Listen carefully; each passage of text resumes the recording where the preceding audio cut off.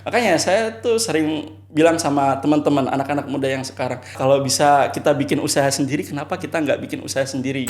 Dan saya dikasih modal bapak saya itu gambar sama satu mandor kalau di proyek itu ya, kalau di bangunan tuh sama satu mandor. Dan itu saya tuh suruh ngajuin sendiri, suruh ngomong sendiri, dan itu nggak dikasih bekal apapun sama bapak saya. Waktu menuju ke pondok itu saya tuh merasakan banget, Mas. Waduh, kangen masa-masa mondok tuh juga terasa, Mas, gitu. Oh, ini tuh kalau fokus di proyek terus itu emang nggak ada habisnya gitu. Kita cuma dapat duitnya aja, tapi ketentraman hati itu nggak ada. Assalamualaikum warahmatullahi wabarakatuh. Pemirsa Suara NU, kembali lagi bersama saya Rahman Ahdori. Di sesi kali ini saya sudah kedatangan anak muda kader NU yang akan bercerita terkait dengan dunia usaha, lika-liku perjalanan usaha di usia yang cukup muda. Nah, siapa lagi kalau bukan Mas Fuad Siroj. Assalamualaikum Mas Fuad. Waalaikumsalam warahmatullahi wabarakatuh. Bagaimana keadaannya Mas? Alhamdulillah sehat. Sampean sehat, Mas? Alhamdulillah. Saya tidak apa-apa ya manggil Mas Fuad ya? Ya, nggak apa-apa. Ya. Kalau yang lain manggil Siroj kan? Fuad. Oh Fuad juga. Ya. Oh iya. Mas Fuad ini kan alumni pesantren di Kudus ya? Ya, di Kudus. Nama pesantrennya Yanbu'ul Quran. Yanbu'ul Quran. Ya, Yanbu'ul Quran. Lulus tahun? Lulus tahun 2017. Tapi 2017. saya mondok dari SD. Dari SD. Ya, dari SD di Yanbu'ul terus. Di Yanbu'ul terus, di Yanbu'ul Quran. Tapi sekolahnya di luar gitu. Cuma mondoknya ya di Yanbu. Oke, sekolahnya di luar tapi mondoknya di sana. Ya, sekolahnya jadi dia nggak satu yayasan berarti ya? Satu yayasan, satu tapi yayasan tetap. Ya, tapi yang sekolahnya kan beda manajerial. Ya. Baik. Setelah lulus kan Anda kemudian kuliah ya? Ya, sebenarnya nggak langsung kuliah, tapi mengikuti tahasus di tempatnya di Bait Quran, di tempatnya Prof. Quraisy Shihab. Oh, di Prof. Quraisy Shihab sampean ikut pesantren dulu di Ya, sana. pesantren di situ sekitar 6 bulan, habis itu bantu sedikit di situ sambil nunggu pendaftaran mahasiswa baru. Oke. Nah, ini kita kedapatan informasi dari kawan-kawan kita yang juga kemudian mendasari kita untuk mengundang sampean. Karena bagi kami Suara NU memang wadah bagi anak-anak muda untuk berekspresi. Ya kan? Mantap, ya. Nah, katanya Mas Fuad ini waktu kuliah sering bawa mobil pick up. Iya. Di mobil pick up itu katanya bawa linggis segala macam ya? Iya. Karena ya memang peralatan buat di proyek. Iya. Jadi saya tuh Anda itu mau ngapain gitu? Mau kuliah atau apa?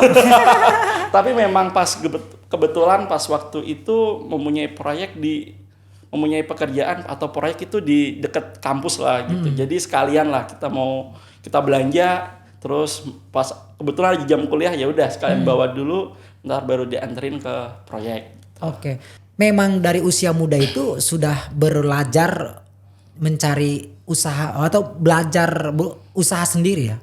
Iya, mulai usaha sendiri gitu. Bisnis atau proyek, berarti proyek apa? Proyek sebenarnya basicnya itu ada di kontraktor gitu. Ya? Kontraktor ya. Ya kalau semamanya kita jadi arsitek kan harus kuliah ya. Iya betul. Tapi kan kalau kontraktor itu tim lapangannya gitu. Tim lapangannya gitu. Dan selama kuliah Anda di sana sambil bekerja? Iya, kalau kuliah kan nggak seminggu full ya. Iya. Ada beberapa hari untuk kuliah, tapi yang sisanya ya dihabisin buat di itu. Anda kan kuliah di Usuludin ya? Di Usuludin. UIN Jakarta. Jurusan tafsir. Ini bertolak belakang dengan pekerjaan Anda ya? Tapi kan memang dulu modoknya emang basicnya di tahfidz. Di tahfidz. Gitu. Oke. Terus menurut Anda ketika misalnya kuliah di tafsir hadis sementara kerjaan di kontraktor gimana tuh? Matching nggak menurut sampean? Menurut saya juga pokoknya memang pekerjaan itu nggak mengganggu jam kuliah aja gitu. Kenapa saya mengambil kontraktor ini gitu? Itu kan memang pekerjaan dan itu bosnya itu saya sendiri gitu. Fleksibel ya? Fleksibel kan Iya. ya. Makanya saya tuh sering bilang sama teman-teman anak-anak muda yang sekarang, kalau bisa kita bikin usaha sendiri, kenapa kita nggak bikin usaha sendiri gitu. Iya. Kita bisa mengatur waktu, kita bisa mengatur waktu itu sendiri. Jadi perumpamaan itu kayak pilot. Iya. Kalau pilot pesawat, kalau perjalanan jauh itu kan kita bisa bikin autopilot. Iya. Pilotnya tidur, pesawat masih jalan Iya. bisa nyampe tujuan. Kalau kita bangun, kita harus menyetirkan pesawat. Beda lagi kalau kita jadi karyawan itu kayak seperti supir bis gitu. Supir bis itu kalau kita tidur, penumpangnya pada itu semua. Bahaya. Jadi nggak ada autopilotnya kalau bis untuk sementara ini ya. Gitu. Oke. Iya, saya juga kenapa mengundang sampean itu ceritanya teman. Iya. Katanya, Mas, tahu nggak? Saya punya kawan. Dia kuliah bersama saya di UIN Jakarta. Tapi itu orang kalau kuliah, yaitu bawa peralatan macul katanya. Ya, jadi memang mulai merintis pekerjaan kontraktor ini, itu kan saya juga mulai belajar ya. Jadi mulai gambar, mulai kita MOU sama klien kita, mulai belanja dan lain-lain, itu harus saya handle sendiri. Dan itu apa namanya? Untuk belajar kita lah gitu. Kita bisa tahu semua gitu. Jadi nggak ada kebocoran uang di situ. Kalau kita percayakan, biasanya kan kadang perusahaan besar kan dipercayakan ada bendaharanya, ada apanya. Kalau itu sementara ini saya belum gitu. Iya. Ya sebenarnya kan kalau manajemen seperti itu bagus. Cuma saya masih apa namanya? Masih bisa sendiri lah. Jadi semangat mudanya itu masih ada. Oke. Gitu. Dari semester 1 sampai akhir itu? Sebenarnya bukan mulai semester 1 tuh saya belum ya. Baru mulai di semester 2 kali ya, 3, 4. Ya, jadi waktu dulu tuh memang waktu pas zaman COVID-19 ya gitu. Jadi mulai sekolah-sekolah di pesantren itu kan pada mahasiswa itu kan dibikin online. Kuliahnya online gitu. Lah, dari itu orang tua saya tuh melihat saya tuh kurang apa namanya? Kayak nggak ada kerjaan banget. Iya, kayak nggak ada kerjaan banget sih jadi orang gitu. Langsung ya itu mulai orang tua saya, coba kamu pegang proyek ini gitu. Ini orangnya kamu coba deketin sendiri. Dan saya dikasih modal bapak saya itu gambar sama satu mandor kalau di proyek itu ya, kalau di bangunan tuh sama satu mandor. Dan itu saya itu suruh ngajuin sendiri, suruh ngomong sendiri. Dan itu nggak dikasih bekal apapun sama bapak saya. Oke. Jadi latar belakangnya karena ada perintah bapak. Ya, latar belakangnya. Yang tidak suka di rumah berdiam diri. Iya, soalnya juga melihat emang kalau lihat keluarga itu emang habis bangun subuh aja udah pada berangkat kerja, pulangnya nyampe malam gitu Iya, kan. cukup produktif lah ya. Iya, kita kan sebagai anak juga ngelihatnya nggak enak ya, masa Iya, kita betul. tidur-tiduran gitu. Ya, jadi karena perintah bapak, kemudian diarahkan sama bapak agar mencari pekerjaan. Iya, mencari pekerjaan. Sambil kuliah. Iya. Dan karena itu pula sampean berusaha ya untuk mendapatkan iya. pekerjaan itu. Ya, dan itu saya udah mulai nanya-nanya ke apa namanya? Ke karyawan-karyawan saya. Ini bagaimana cara kalau ketemu orang ini kita harus ngomong seperti apa, cara meyakinkan seperti apa. Saya nanya ke orang tua saya, nggak dikasih tahu. Iya. Kamu pakai cara kamu sendiri gitu. Jadi saya langsung nanya-nanya ke itu karyawan-karyawan, gimana caranya? Ya udah kamu tinggal gini-gini. Tapi sekarang udah lulus kan kuliahnya? Tinggal skripsi. Oh, Insya tinggal Allah skripsi. ya, bentar lagi. Oh, berarti Sebentar ini lagi. masuk abadi ini. Semester 9 ini. Oke, Mas Puan. Iya. Anak muda NU, mahasiswa, kemudian saat kuliah sering membawa peralatan pekerjaan. Iya. Ibaratnya kayak mandor, kayak ini ya, kayak Iya, tukang kayak ya. tukang lah. Nah, nggak malu disebut tukang Waduh, sama ya. teman-teman. Sebenarnya pertama-tama yang namanya pemuda ya, semangat kerjanya masih ada gitu. Wah, saya kerja nih, kalian masih belum kerja, saya udah kerja. Saya dengan PD-nya bawa itu, tapi lama-kelamaan setelah saya kuliah nyampe semester 8 ini, saya kan melihat teman-teman udah pada mulai mendapat pekerjaan, dan itu saya udah mulai malu, Mas. Iya. Gitu kan. Oh, jadi malunya itu sekarang-karang. Ya, sekarang. Dulu saya dulu bisa nih gua nih gitu kan ya. Iya, ini gua nih gitu. Nih gua udah punya kerjaan nih. Gitu. Kalau sekarang justru malu. Sekarang justru malu, soalnya juga banyak teman-teman yang sudah mulai meskipun apa namanya ya masih magang atau apa, kita kan tetap itulah gitu. Ya, tapi kan semua pekerjaan tuh baik, Mas. Ya, semua kerjaan terbaik. Dan semua pekerjaan baik dan mulia. Jadi ya sebenarnya udah mulai minder dari situ. Gak usah minder lah. Oke, berarti memang Mas Fuad ini dari sejak kuliah merintis usaha kontraktor ini ya? Iya. Oke. Dan sekarang masih usia 24 tahun, sudah pegang proyek bermiliar-miliar. Apa yang ada di benak anak muda ini gitu? Gimana ya kalau ngomongin masalah omset itu memang kadang kalau di dunia kontraktor itu naik turun, Mas. Gitu. Iya, betul. Kadang kalau kita kebetulan ada proyek yang lagi tinggi, yang apa dengan omset yang gede, itu juga kita bisa apa namanya? Ya lumayan lah untuk kita. Tapi kalau kadang tuh ada proyek yang renovasi sedikit, tapi emang apa sedikit buat kita, itu kita juga apa juga ya rugi juga gitu. Iya, nggak dapat untungnya. Iya, sebenarnya juga kita kan juga memikirkan karyawan, Mas, gitu.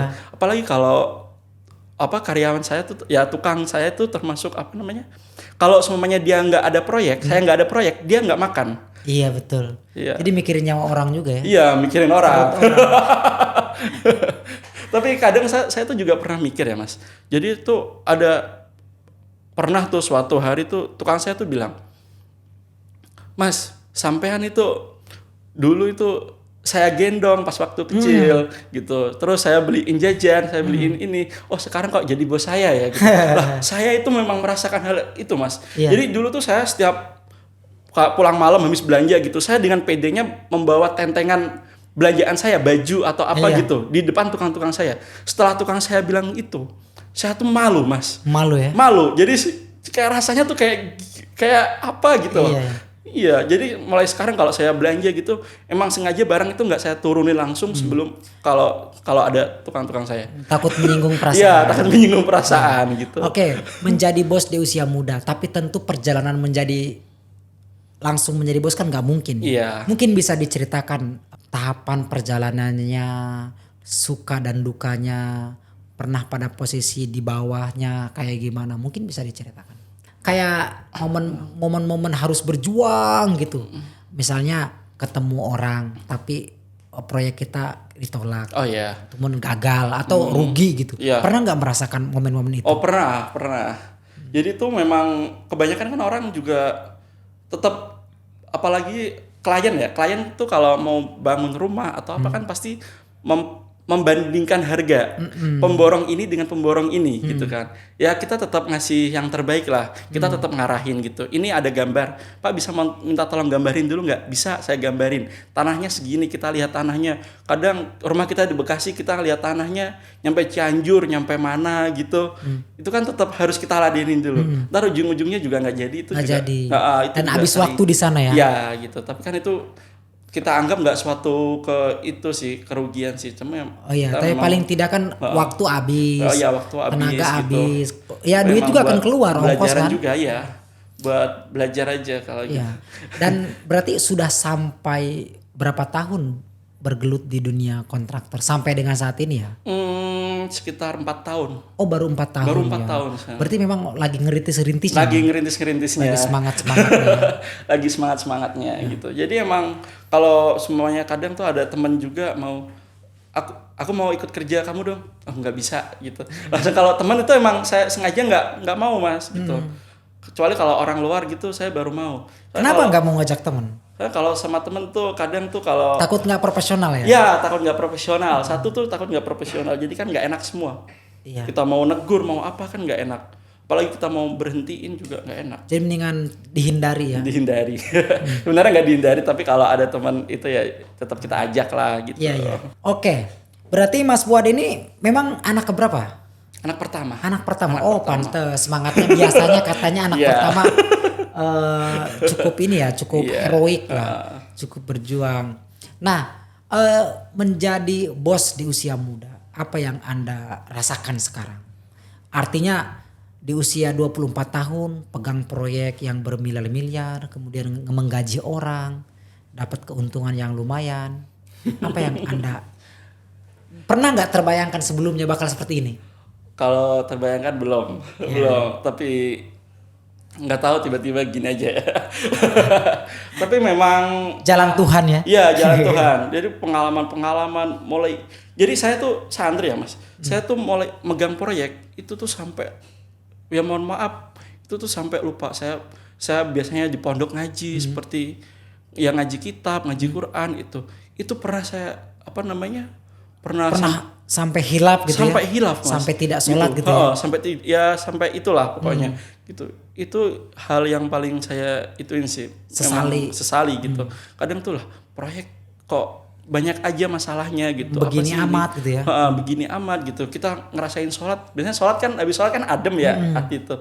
Tapi ini sholat kok nggak ada rasanya sama sekali gitu. Kayak ngejar-ngejar dunia iya, terus. Iya, ngejar dunia terus ada suatu ketika temen tuh ngajak, ayo ngaji gitu di majelis khataman. Oh jadi sempat turun kayak semacam lupa dengan agama. Iya, sempat gitu Mas. Sempat seperti itu. Nah, saking sibuknya kalau proyek kan memang sibuk, apalagi kita dipegang sendiri, kita nggak punya manajemen. Iya. Gitu.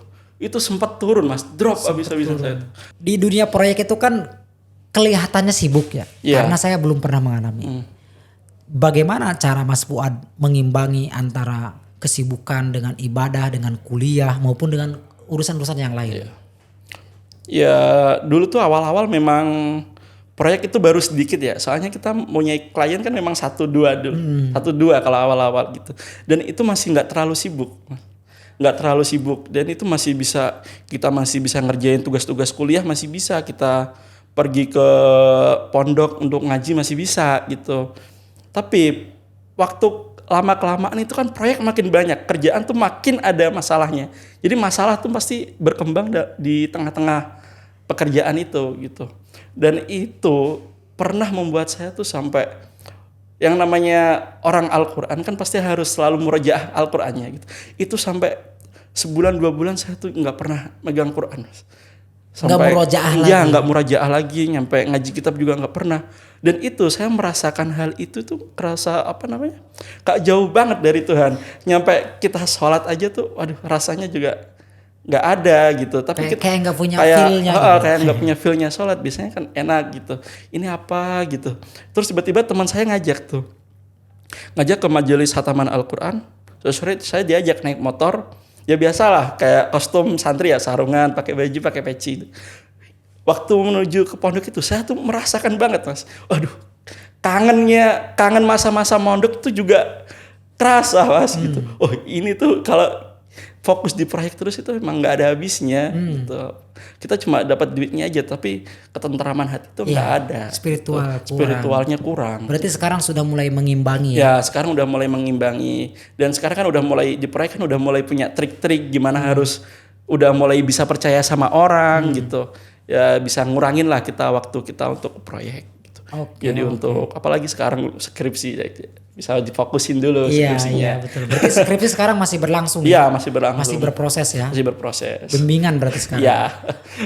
Oke. Saya juga pengen nanya ini.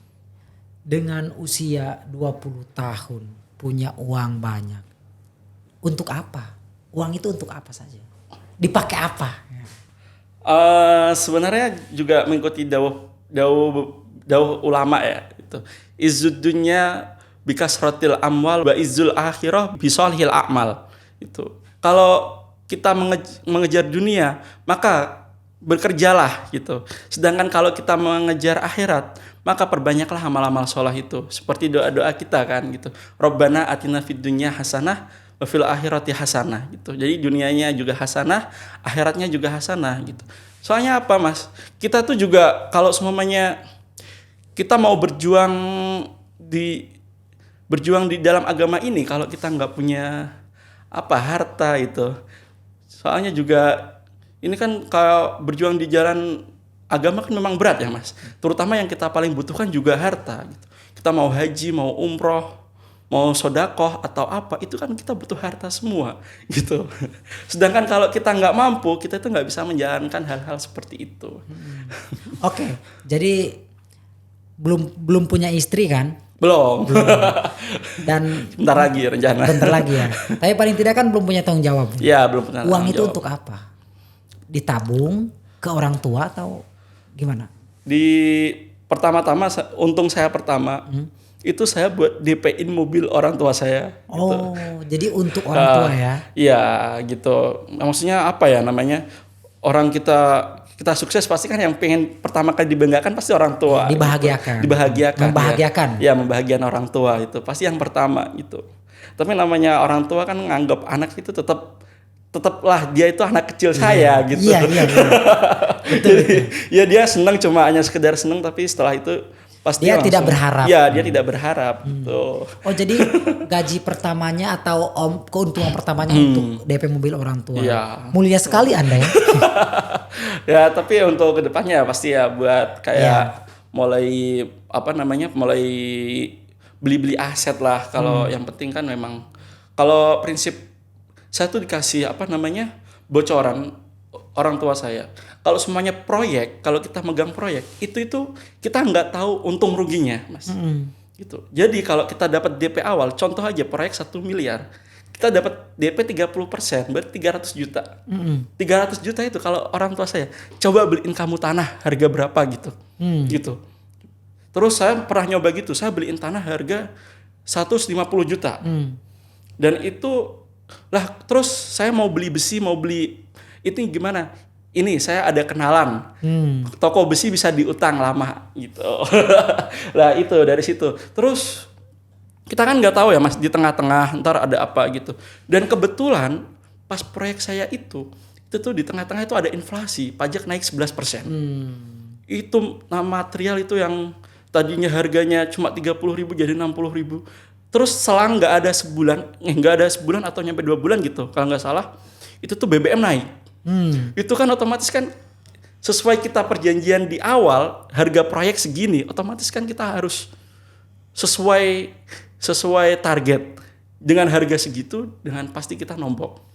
Oh nombok ya? Nombok Mas. Kan namanya tanggung jawab. Jadi perjanjian pertama kayak ini proyek 1 miliar. Terus uangnya dari mana kalau nombok gitu? Nah itu. Untuk nutupinnya. Nah terus orang tua saya tuh langsung coba tanah itu kamu jual. Oh. Lah gitu Mas. Jadi itu proyek selama 8 bulan, pengerjaan 8 bulan. Jadi bulan pertama saya udah beli tanah. Sekitar 8 bulan saya jual 250 laku Mas. Laku masih? Laku. Iya, itu prinsip itu. Ya itu memang trik seorang pemborong. Nah, kan kita memang nggak tahu di tengah-tengah itu pasti bakal ada apa gitu kan. Kayak kecelakaan kerja kan kita nggak tahu. Gitu. Tapi pada intinya setiap ada keuntungan, setiap ada omset memang rencananya pengen ditabung ya. Iya, pengen ditabung. Dijual ya. ditabung dan lewat pembelian ke aset ya, gitu ya. Ke aset gitu. Tapi mulai sekarang juga udah diarahin sih, orang tua itu udah mulai ngelihat, nih anak saya ini bisa gitu. Udah mulai ngeliat situ dan mulai diarahin. Coba kamu beli tanah yang besar ntar. Berarti gitu. Mas Siroj ini cenderung ini ya, memang banyak berkonsultasi ke orang tua ya, ke kaitannya orang dengan tua sama pekerjaan ini ya. Iya, kadang tuh juga malah ke klien-klien itu, Mas ya. Tetap sambil nyari ilmu-ilmu baru ya, karena biasanya ngomongin kitab kuning, tiba-tiba ngomongin itu kan memang itu harus tidak terbiasa. Tidak terbiasa. Gitu. Tapi tentu ke depan akan terbiasa kan. Iya. Kalau misalkan masih jadi di usaha proyek. Gitu. Tapi sejauh ini tidak mengalami jenuh di dunia proyek? Jenuh ada Mas, memang. Namanya kerjaan gitu. Kadang tuh memang namanya orang kan bermacam-macam ya. Itu juga saya belajar dari pondok. Untungnya kita pernah mondok. Di pondok kan ditemukan santri dari mana-mana, teman-teman kita dari mana-mana. Dari Makassar, dari Sulawesi. Itu juga kita di proyek harus bisa tahu karakter seseorang gitu. Kadang tuh ada yang memang uangnya banyak, tapi dia kalau ngasih uang dia sedikit. Enggak, ngasih uang juga banyak, tapi gitu. ngomongnya juga nggak enak Pak. Oh gitu. kita nyuruhnya tuh kayak memang bener-bener kamu tuh udah saya bayar, kamu harus gini gitu. Namanya anak muda kan kadang juga ada rasa emosi, rasa jenuh. Lah kok dia marah-marah terus? Ya bener dia ngasih uang ke saya, tapi kan nggak gini caranya. Kita juga punya pikiran kayak gitu. Tapi kan memang harus benar-benar diterima kalau gitu. Soalnya emang kita kan penjual jasa. Jadi kita harus merajakan si klien itu. Gitu. Tapi memang jenuh memang ada. Iya, jenuh memang ada ya. Iya. Oke, kalau tadi saya di awal-awal menyinggung soal uang bermiliar-miliar sebagai bagian dari omset yang Anda dapatkan di usaha ini. Kalau boleh tahu, boleh dong disebutkan kira-kira memang sekitar berapa sih yang Anda keuntungan di usaha ini yang Anda dapatkan? Ya pokoknya cukup lah gitu. Cukup lah ya. Cukup. Ya kalau M udah lebih dari cukup, Pak. Ya pokoknya kalau ya apa ya? Ya cukup lah ya. Ya cukup pokoknya. Cukup lah ya. Yang Usaha pasti dengan keuntungan ini Anda bisa pengen ini paling tidak ada. Iya, paling tidak pengen ada, ini gitu. ada. Jadi tidak nggak kayak dulu ya. Iya. Dulu kan pengen ini bingung, pengen ini bingung. Pengen ini bingung. Tapi ya. memang kerja pertama ini ya. Kerja pertama. Maksudnya tidak pernah bekerja di bidang apa selain di bidang proyek ini. Belum pernah, tapi Belum pernah. Tapi saya tuh juga berkaca sama teman-teman, Mas. Teman-teman itu jadi tuh setiap teman bilang mau bikin usaha ini, mau bikin usaha peternakan ayam, untungnya segini, enaknya segini gitu. Tapi kan dia nggak ngomongin apa ruginya juga, Iya. Mas gitu. Jadi dulu tuh saya awal-awal juga Pengen pengen tergiur kayak gitu, Mas gitu, tergiur. Jadi modal 200 juta lu bisa punya kandang ayam 45.000 ayam, ntar omsetnya segini. Tapi tetap aja. Tapi yang ya apa bolak-balik memang pengalaman kerja sih. Gitu. Pengalaman Kalau kerja. nggak di fashionnya juga kita susah. susah. Tapi Anda merasa ini fashion Anda? Saya merasa ini fashion saya. Fashion saya. Iya. Oke.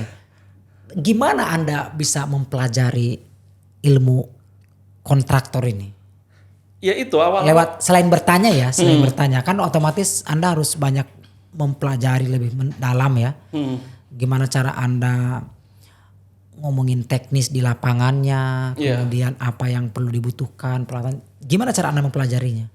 Saya tuh memang pertama memang dikasih modal sama orang tua saya. Oh, jadi bertanya ke orang tua. Enggak. Orang tua saya tuh ngasih modal tuh mandor. Oh, Jadi mandor. mandor bangunan gitu, kepala tukang lah. Seperti itu. Tapi kepala tukang itu yang saya nggak kenal, Mas. Jadi saya sungkan sama dia dan dia sungkan sama saya. Oke. Gitu. Otomatis kan mau nanya-nanya kan malu ya, gitu. Nah, orang tua saya ngasih itu tiba-tiba orang tua saya tuh pas waktu proyek udah mulai, orang tua saya telepon. Kerjaan nyampe mana? Lah, langsung saya kaget loh. Kerjaan nyampe mana? Ini namanya apa? Kayak cakar ayam itu saya juga nggak tahu namanya. Pertama, Mas. Ini namanya apa? Baru ngerjain ini. Lah itu namanya apa? Ini namanya cakar ayam. Lah dari situ saya belajar, Mas. Jadi mulai urutan kita bangun rumah tuh mulai cakar ayam, slope, terus apa gitu. Itu juga dari situ. Jadi memang sama-sama sungkan gitu. Jadi si apa namanya si mandor ini tuh dikasih tahu orang tua saya tuh, ini anak saya tolong didik gitu. Pembelanjaan dari dia semua gitu.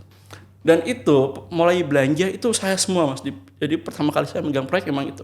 Semuanya saya handle sendiri dari situ. Jadi mulai membandingkan harga, jadi dari toko ke toko gitu. Jadi udah saya lakukan. Mas Siroj kan kontraktor ya, otomatis kan harus ketemu klien. Iya. Dan di situ Anda harus negosiasi. Bagaimana cara Anda meyakinkan agar proyek ini goals? Bagaimana Anda meyakinkan orang itu? Kita juga sebenarnya kalau cuma meyakinkan, itu kan juga kadang tuh si klien itu punya gambar sendiri. Punya gambar sendiri dan itu kita bisa mengarahkan untuk yang lebih baik gitu loh. Kayak ini kamar kok segini ukurannya 3x4, bukannya kurang gede untuk kamar utama. Nah, kita meyakinkannya seperti itu untuk apa namanya membantu saya sendiri, klien tuh bisa percaya sama saya gitu. Jadi kayak Pak ini kalau karpot kok cuma satu mobil, kalau semua dibikin 2 mobil, semuanya besok Bapak bisa punya 2 mobil gimana gitu. Itu kan termasuk memuji si klien gitu. Itu untuk ya memang promosi kita di situ gitu. Muji si klien. Siapa sih orang yang nggak suka dipuji gitu ya. Apalagi dibesar-besarin. Ya itu memang kadang tuh memang bisa dapat percaya kita. Oke, Mas Fuad. Mas Fuad ini kan santri. Santri yang saat ini alhamdulillah menjadi seorang kontraktor muda. Iya. Nah, mungkin ada pesan tersendiri nih untuk santri biar paling tidak bisa seperti Anda. Gimana? Ya memang dari ilmu dari pondok itu yang harus kita kembangkan lagi gitu. Kejujuran, terus menjalankan kewajiban, bertanggung jawab itu kan udah kita pelajari semua di pondok ya. Kalau semuanya kita jadi apa namanya, kita ngikut orang, kita bekerja sama orang. Cobalah sejujur mungkin, sebertanggung jawab mungkin. Ambillah job desk, apa namanya, job desk di luar kita gitu, di luar tanggung jawab kita. Kalau semuanya kita dikasih kerjaan sama siapa, sama bos kita, kamu harus ngerjain ini itu gitu. Kalau dan itu ambillah yang lain dari yang disuruh bos itu. Pasti bos itu melihat kita gitu, dan itu meskipun gaji kita tetap, bos itu pasti ngasih pelajaran yang berharga buat kita. Pengalaman orang besar yang pernah kita ikutin gitu. Itu sangat bermanfaat sih menurut saya gitu. Oke, terima kasih Mas Fuad Siroj. Ya. Cerita-ceritanya menginspirasi kita dan santri-santri semuanya. Amin. Mudah-mudahan kader-kader NU paling tidak bisa ngikutin jejak sampean ya. Amin. Jadi proyektor semua. Jangan, antara enggak Jangan ya. bagian. Nanti nggak kebagian. Oke, demikian perbincangan kami dengan Mas Fuad Siroj. Beliau adalah santri yang menjadi kontraktor. Kita doakan mudah-mudahan Mas Fuad Siroj selalu diberikan kesehatan, Amin. kelancaran dalam beraktivitas, Amin, dan amin. tentu usahanya selalu diberikan kesuksesan. Amin. Terima kasih. Saya pamit. Wallahul muwaffiq ila aqwamit thoriq. Wassalamualaikum warahmatullahi wabarakatuh. Waalaikumsalam warahmatullahi wabarakatuh.